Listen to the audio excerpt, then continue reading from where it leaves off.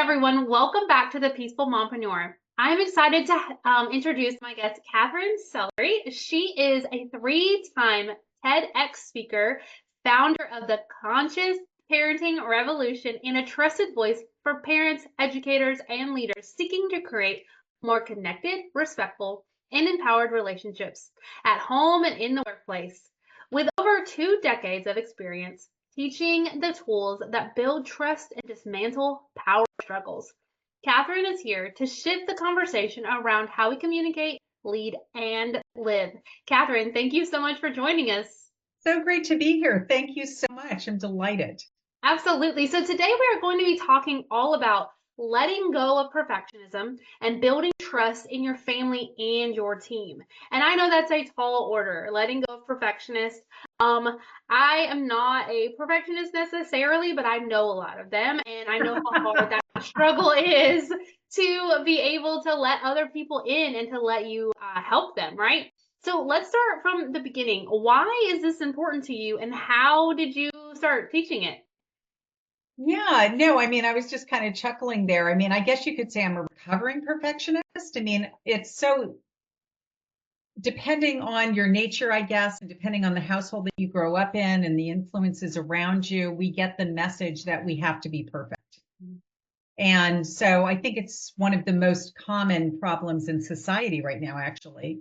It underpins, I think, self-esteem issues, is that there's this something inside that was told and conditioned to think that mistakes were not okay.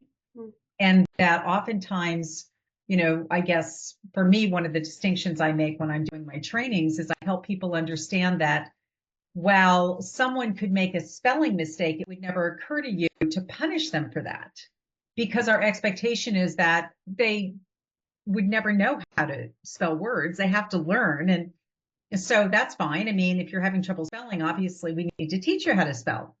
And so there's an expectation around that that gives us a lot of space when people make that mistake.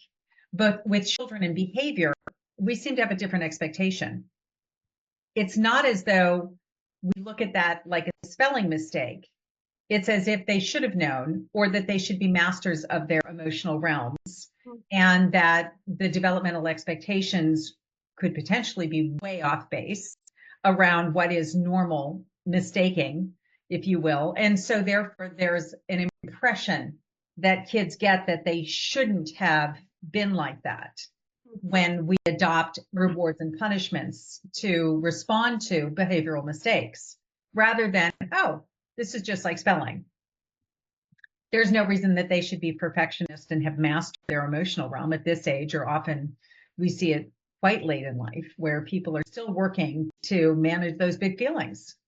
But a perfectionist will respond by coming down hard. If they don't learn, if I don't teach them, they won't learn. And so as a result, we move into this land of creating an impression that it's not okay to make mistakes. Right. Yeah, that makes perfect sense. So from that, how do we change the way we think, right? Because you're absolutely right.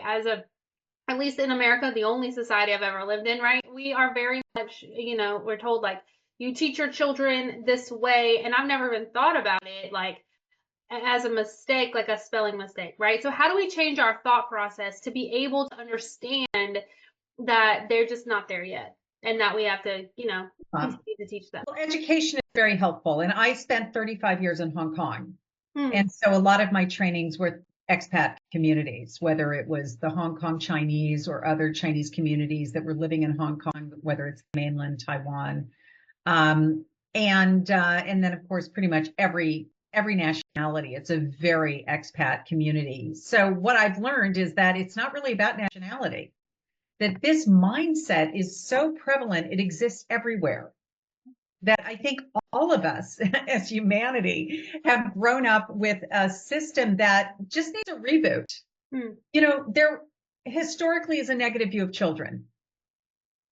And the underpinnings of the negative view of children, we see it in, Dickens and a lot of, the writings, is that when children make behavioral mistakes, there is this mindset of they've got to learn. And when children make mistakes that are more developmentally understood, like spelling mistakes, there isn't. So this is a really big point that I like to bring up in my work, is that we have this negative mindset around children, that they're out to get us, that they should have known better. And the only way to overcome it is to become conscious of it.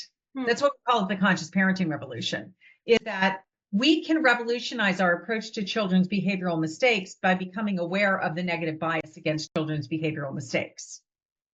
So Okay. the idea that children were supposed to be seen and not heard, or they're supposed to behave, they're not supposed to ever have an opinion or a perspective. It's as though we believe children are not entitled to have a standing until maybe a certain age. So I call it ageism. And it's the type of ageism that we don't talk a lot about. My daughter knew a lot about it. At 5, she could say to me, "Mom, that woman would never have spoken to you like this." So she could pick up on adults who had a demeaning perspective toward children, like, "You shouldn't speak up. You're not entitled to have feelings and needs. That's disrespectful. For you to have a feeling and a need and not just mirror mine, or not just do as you're told. You're supposed to be obedient and compliant." Well, obedience and compliance is not learning consideration. Children and all human beings, I would like to say, it would be important to us that they learn to be considerate of other people's feelings and needs, other people's preferences, to be able to speak about, "Hey, I noticed that you really prefer for things to be done this way. I was wondering if you'd be willing to consider them being done another way." Hard for a child to have that conversation with an adult when the adult looks at the child as, "That's sass. Do as you're told. Don't talk back to me. That's disrespectful. Go to your room." If you've got that tape running in your head, that children should just be obedient and compliant and not have perspectives, then unfortunately children learn that they don't matter. And then they get hell-bent on becoming perfectionists to be able to matter. Because if I could just be better, if I could just do perfect, I would then be worthy of love and belonging. Okay, yeah, no, that makes sense. So where would you say that there has to be some sort of balance, right? Like, we want your children to learn. There is a place for obedience and there is a place for listening, but also a place for learning how to be a whole person and with emotions and running, like, doing that. So how does someone balance the two? Yeah, What does that good look like? question. Well, I think that when we look at children developmentally, as long as our expectations are realistic, and this is where I've noticed that people are really not tuned in to what's appropriate for a 2-year-old, a 3-year-old, a 4-year-old, a 5-year-old, a 6-year-old. So this is where developmental charts become really helpful. Okay. And for us to be able to go, yeah, of course, my expectations for my 2-year-old are out of line. So there are some guiding principles. If you can't play nicely, you can't play. And then really, I guess you could say what the question then becomes is, how do we teach how to play? Is it go to your room? Is it a spanking? Is it what is the response to the mistake? I think that's what you're getting at. Yeah. So when we're looking at the response to the mistake, we can look at authoritarian response, which would probably be something like go to your room, or you're grounded, or whatever, maybe even a naughty corner. I'm not really sure. But a preference to that would be, "Hey, we're going to work on this impulse control, and we can't hit other kids, and we don't grab. So you come over here and sit with me, and let's do something together. We could do a little art project, or we could read a book. And when you calm down and you feel like you're able to command yourself again and play in the group, then you go back and play." So it's not punitive. It's educational. It's supporting and what we call co-regulating. So if you have a little child who's out of regulation and dysregulated in their emotional realm, it's not because they want to be. It's because they don't have the standing internally to be able to regulate their emotions. So we help them. We co-regulate, but we don't punish them for being children, right? We have to understand that, well, this is child. This is what childhood is about. It's learning how to regulate your emotions. It's recognizing when you're in a group and playing with other kids, we need to know how to play well together. And it's not acceptable to not play okay with other kids, to hit, to kick, to pull. And so we take them out of a group, sit them down, and we say, "Hey, you know, we can't play like that. And sit with me. Let's do something fun together. Let's do a little breathing. And there are some exercises that I like to help parents do with their little ones to get them to get back into command of themselves. And then it's really helpful to say, that was really hard for you when you wanted to join the group and they wouldn't let you.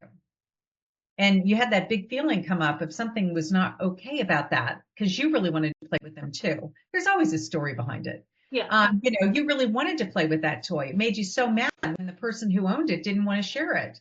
And it's really hard to accept the fact that people have agency over whether they want to share their toys or not. Mm-hmm. And as hard as that might be for us when we really want to do what we want to do, when somebody else whose toy it is decides that they want to play with it, it's really hard to be okay with their no, isn't it? Sometimes no's are hard to deal with. So we make them into teachable moments and we support them with the big feelings that are coming up. How could you be with that feeling in a different way? So we start to educate them about emotional resiliency, overcoming big feelings, conflict resolution, collaborative problem solving. There are millions of skill deficits that your 2-year-old has, your 3-year-old, your 4-year-old. Mm-hmm. So we start to support them with that. And so that they can learn the skills. But obedience and compliance is dangerous. I mean, the last thing we want to do is teach obedience and compliance. We want to teach consideration, conflict resolution, collaboration, problem solving, assertiveness. I mean, millions of skills other than obedience and compliance. That's the most dangerous thing you could teach anyone because children can never discern between who to be obedient to. Anyone in power will become someone that they feel they have to kowtow to. And we don't want them kowtowing to people with dangerous intentions. The largest study on child sexual abuse proves this without question. No, okay, yeah. So I like what you're saying. I've been reading recently about when you're given the example of like sitting down with the child. Like I have a 2-year-old, so that's usually what I'm thinking about, right? And so, and like talk, like when he has any kind of feelings, big feelings, instead of telling him he's okay or it's not a big deal or any of those things, letting him know that I understand, like I hear him, like he's allowed to have those feelings, right? Like I know you wanted to play with it. I know you wanted to do that. I know you wanted to do these things. It is amazing how much just telling them that I understand that he wants to do something. Totally. I mean, I'm not letting him do it. Like we can't do those things right now, Not. I mean, we don't want to raise children who are inconsiderate, and we need to guide them. This is why my training is called the guidance approach. Okay, so can you talk a little bit more about that? Like, so in your training, you talk about you have tools and things that you teach. Can you give us some examples of things like more so than you've already done that we could use practically? Sure, absolutely. So depending on the age of the child, if we're talking about a 2-year-old, I mean, they just got their little learning wheels on, right? They're just going out there and they're going to have big feelings about a lot of stuff. Probably every no they ever hear, they're going to have a big feeling around. But I like what you said, and it's certainly in the toolbox, is to be able to reflect back to them. It's really disappointing when you want something so much and you can't have it. That's so hard. I get why you're having such a big feeling around that. Would you like to breathe through with me? Right? So we can do a breathe through. One of the things that I do is we call it the magic 8. And I'm not sure if you're going to be showing the recording or just you will. Okay. So it's really, people can do this with me. You just take your fingers and put them in the middle of your forehead above your nose. And then you just make an 8 around your eyes. You can go in whichever direction you want. And you can play around with how soft or how much pressure. And you can also change the direction. And as you're doing that, what you're actually doing is you're breaking through that left and right brain and bringing them together. Okay. And you'll find that you actually naturally take a breath. And so you're really supporting your entire nervous system, which is what happens, right? When kids get the big feelings, what they're doing is they're in their frontal lobes. And we need them to take a deep breath and to be able to relax and get out of the amygdala and to be able to, recover. And so once they're recovered, that's when you can say to them, if you want to go back and try again, go back and try again. And here's an opportunity for you to, depending on how verbal or nonverbal they are, what you're basically helping them do by reflecting back to them how disappointing it is is you're giving them the vocabulary to be able to know that that word matched that feeling inside of disappointment. And, that's a pretty long, big word, but you might start to hear your little guy go, I'm disappointed, because there's something called name it to tame it. Hmm. So the more that we have the words to name the experience that we're having internally, the more it feels acknowledged, seen, and heard and understood by me, the one voicing it. If I don't have those words, and pre-verbal kids get really upset and verbal kids with limited vocabularies get really upset, part of upsetness and the road to recovery is having the words to name it. Hmm. So mad, sad. I mean, we start with the simple ones, disappointed is kind of big. So you could just be in the mad, sad land initially. And getting to that point where I can begin to have conversations with my child. We don't look at the moment when they're upset as a teachable moment. So we don't teach when kids are crying, and we don't teach, that's not when you lecture and, try to teach them the value of sharing. We wait until they've recovered, or we use the moments when everything is fine as our moments for sharing ideas and topics that we want to instill in them, the values that we think are important around potentially something like sharing. Mm-hmm. And everybody has a different viewpoint on sharing. My perspective is that children get to choose what toys they want to share. Just like I get to choose if I'm going to share my jewelry and clothing and car and all of the things that belong to me. Mm-hmm. That they also have some agency around choosing it. So not everybody sees it that way. They believe that you have to create forced compliance and make people learn this value, where actually the value is instilled internally. Mm-hmm. And the research shows that when you allow children to have that agency, eventually there comes within, just like kids will learn how to read and write and walk and all the rest of it, there is an internal impulse toward the joy of sharing. And if it comes at the right time, then it's not just something that's socially prescribed. It's actually heartfelt. Mm-hmm. The difference is really quite radical to allow that to emerge. But to force it, you're going to probably end up in the land of retaliation, rebellion, and resistance. So one of the reasons that we don't want to go into the land of obedience and compliance and the land of rewards and punishments is that it activates the 3 R's. So Dr. Thomas Gordon, if you know of him or not, he was nominated for the Nobel Peace Prize 3 times on his research around activating retaliation, rebellion, and resistance by using power over and compliance-based parenting approaches. So what happens is you have one problem, and then you come down hard on it. Let's say that you want your child to clean up the table. Mm-hmm. And so you ask them to put their dishes away and they completely ignore you. And so you're like, all right, maybe you go into the 1, 2, 3 magic land. So all right, 1, 2, if you don't do this, and then you start your threats. And so you go into that territory. Well, what's going to happen is that, say you come down hard. All right, that's it. Fine, go to your room. So they run up the stairs, I hate mommy, and they slam the door. So now you've activated what we call the secondary problem by how you handle the primary issue. So retaliation, rebellion, and resistance account for 75% of behavioral disruptions. Okay. Yeah, I can see that. And like I said, we only have the 2-year-old, but I can definitely see that already, right? Sure. So if we can just do it in a different way and figure something That's out, it's always better, right?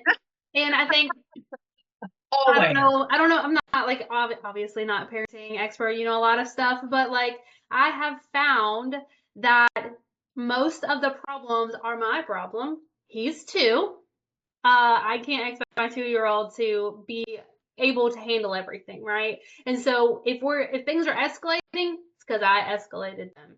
And so that we just have to, work through whatever issues that we got going on, right? So But yeah, you're absolutely right. It is so much about I have a problem because my expectations of my 2-year-old are way off base. yeah, and so it's my mind and my thoughts about this situation that are actually activating my own emotional response. I triggered myself. right. Yeah. I wasn't triggered by anything outside of me. Mhm. He's doing too perfectly. Right. Yeah.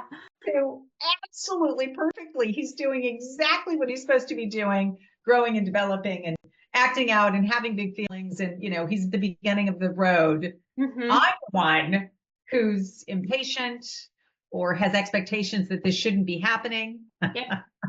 Yep, that's exactly right. Yeah. And so I really like what you said earlier too about how helping them with their vocabulary so they can explain things better to you, make everybody's life easier, your life better, their life better. And we all want to be heard, right? No matter what age you are, we Oh, want to know, yeah. we want people to know how we feel, especially if we're feeling bad. And so I feel like I got this uh, revelation or whatever from Charlotte Mason. You know what I'm talking about? She was an educator in the 1800s, and she talks about how children are whole people. It's big in the homeschool movement. They're whole people as they were born. Like when they were born, they're not becoming people. They're not vessels to be filled. They are people. And so she came at such a time where people were definitely looking down on children, and she had a completely different outlook on them. And I just love her philosophy. It's beautiful. I don't know that much about it. Maybe she said something crazy at some point, but for the most part, I really like her.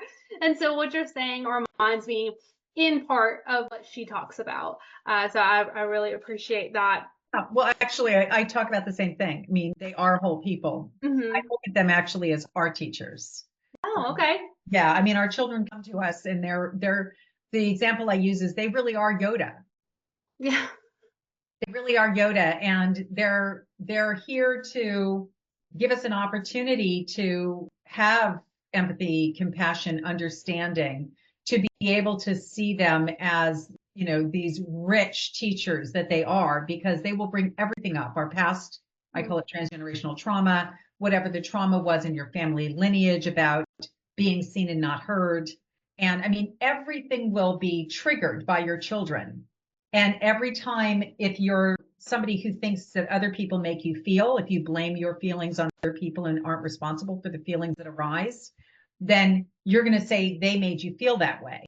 Mm-hmm. And then you're going to make them responsible for your feelings. And therefore, they need to be punished on account of how they made you feel. But of course, it's all a lie. Right. Nobody made you feel that way. Nope. There's nothing outside of you that is responsible or has the power to be in control of my feelings. But they do trigger us. They activate things, as does the rest of the world. So if we've confused having someone catalyze an experience that I'm having as if they caused it, then we move down the road of victim blame consciousness. And kids often end up in that land. Yeah. Yeah. On this podcast, we talk a lot about radical ownership and radical surrender. And so we have to own the things that are ours and not be responsible for things outside of us. And I feel like that's a lot of what you're talking about.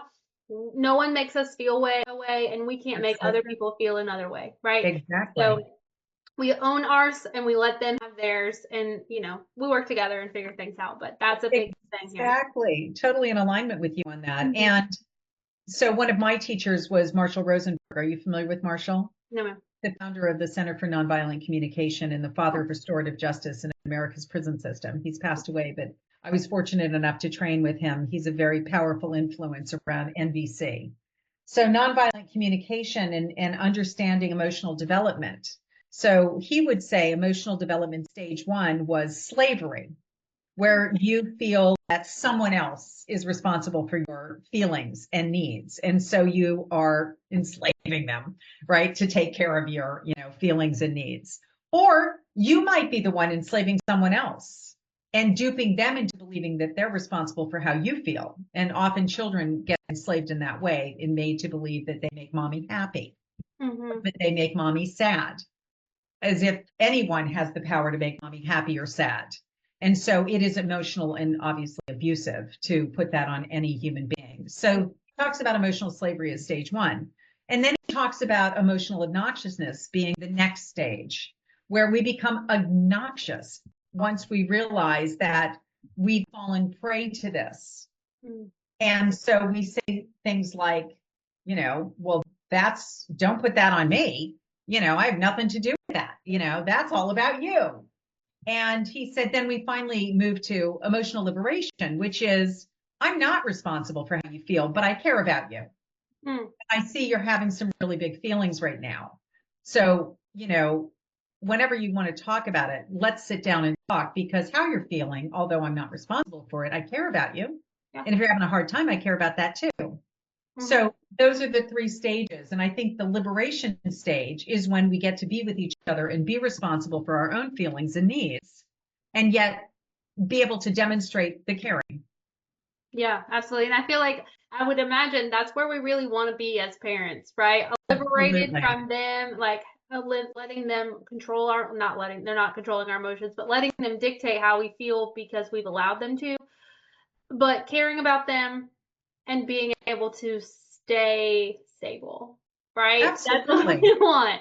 That is What I totally want. it. Yeah, no, that's exactly where we want to go. And it's, I think, the work of every parent, um, and people who are just in general struggling with this idea of separation and individuation. So my work really acknowledges that separation and individuation is often not allowed in families.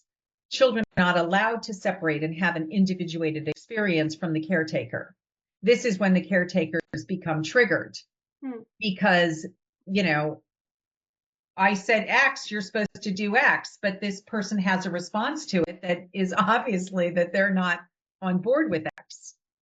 And Can so you, when that happens, it's like, okay, I mean, I get that you're having your own experience. And so I like to say, when they say no to you, what are they saying yes to internally? okay.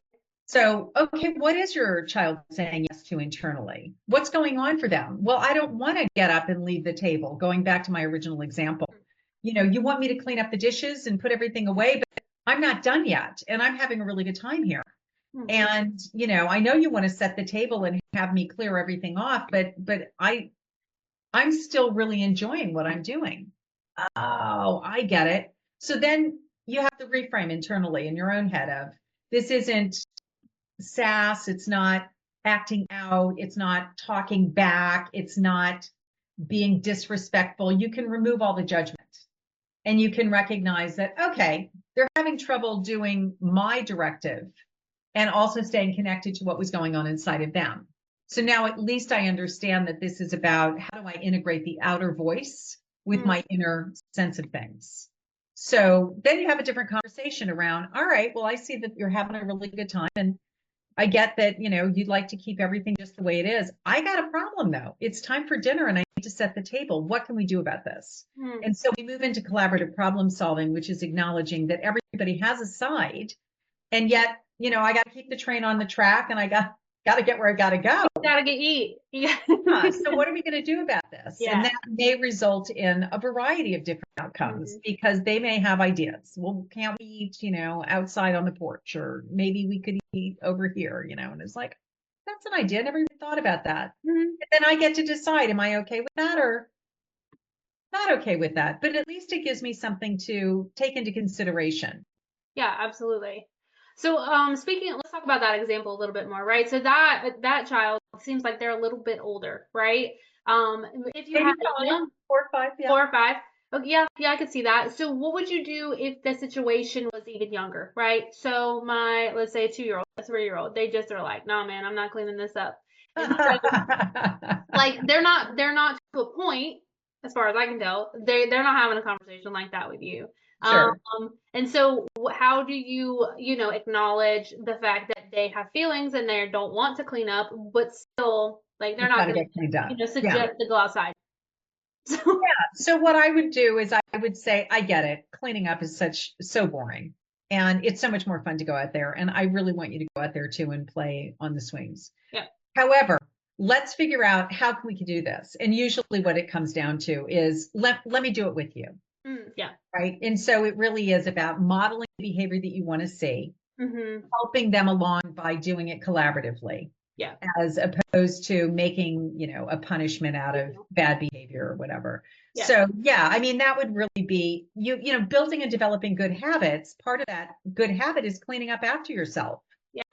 Right. And we know from, I don't know if you read Charles Duhigg's book on, the power of habit, but he really deep dives into habits and what's required to build habits, and the joy of building really good habits Yeah. is that once it's a habit, you don't think about it anymore. It doesn't take any energy. It's just like, this is what I do.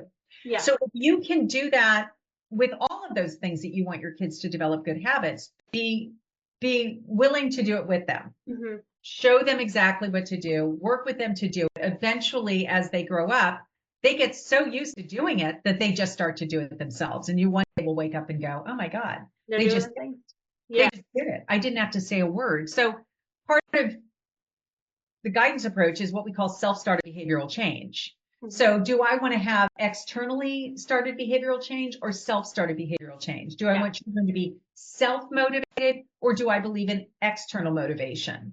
So we live in a society that's based in rewards and punishments, which is based in the idea that you change people's behavior by what you do to them, Mm-hmm. rather than creating the circumstances to support them to want to do the right thing.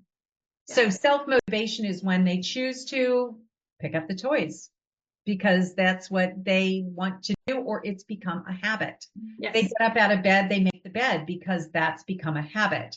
They get up and brush their teeth. That's the habit. They pack their bag. There's so many of these things that can just become good habits.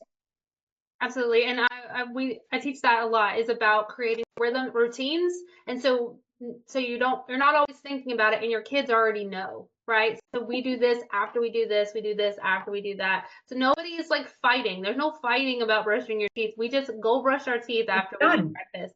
And so that's been very, very helpful for us. Totally. And so oh yeah. And I like the things you're talking about the habits. Like they don't have to be a struggle because you started them, and you guys just and I mean initially you're doing it with them. Yeah. And as long as you're there, chances are they're fine. I mean, they'll start doing what you're doing and then they go out and play. Yeah. And it's just not a big hullabaloo because they develop the habit. Yes. Yeah. Yeah, absolutely.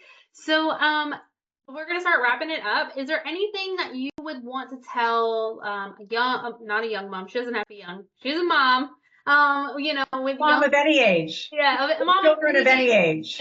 yes, who feels like she's in a power struggle and she wants to create good habits and she wants to feel her kids' feelings and care about them and all that stuff. Is there any last piece of advice you'd want to give her?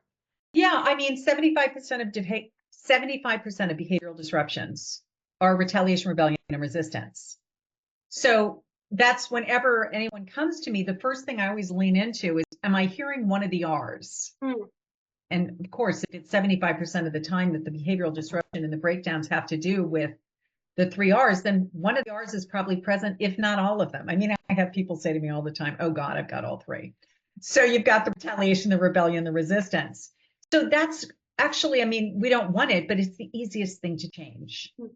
You can eliminate all of that by moving to a guidance approach.